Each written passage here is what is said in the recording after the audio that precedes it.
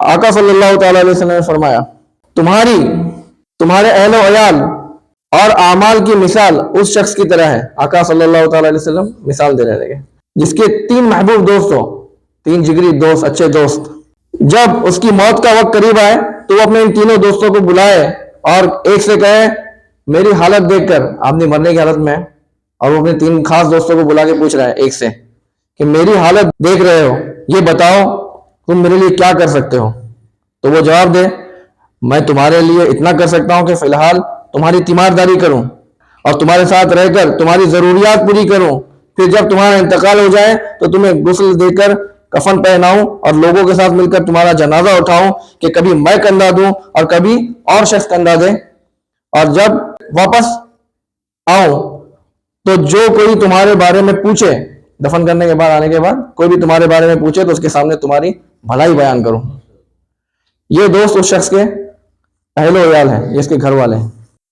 پھر وہ اپنے دوسرے دوست سے کہے گا کہ تم بھی میری حالت دیکھ رہے ہو، تم میرے لیے کیا کر سکتے ہو. تو وہ جواب میں کہے، میں اس وقت تمہارا سارا ساتھ دوں گا اس وقت تک تمہارا ساتھ دوں گا جب تک تم زندہ ہو. جو ہی تم انتقال کر جاؤ گے تو ہمارے راستے جدا جدا ہو جائیں گے، کیونکہ تم قبر میں پہنچ جاؤ گے اور میں یہی دنیا میں رہ جاؤں گا. یہ دوست اس شخص کا مال ہے. پھر وہ شخص اپنے تیسرے دوست سے کہے گا، اب تم بتاؤ تم میرے لیے کیا کر سکتے ہو. وہ اسے تسلی دیتے ہوئے کہے گا، میرے دوست، میں قبر میں بھی تمہارے ساتھ رہوں گا اور وحشت سے بچاؤں گا. اکیلے آدمی کو وحشت ہوتی ہے نا، ایک روم میں بند کر دیا جائے تو کیا حال ہوتا ہے. اور جب حساب کا دن آئے گا تو میں تیرے میزان میں بیٹھ جاؤں گا اور اسے وزندار کر دوں گا. فرما رہے ہیں کہ یہ دوست اس کا عمل ہے.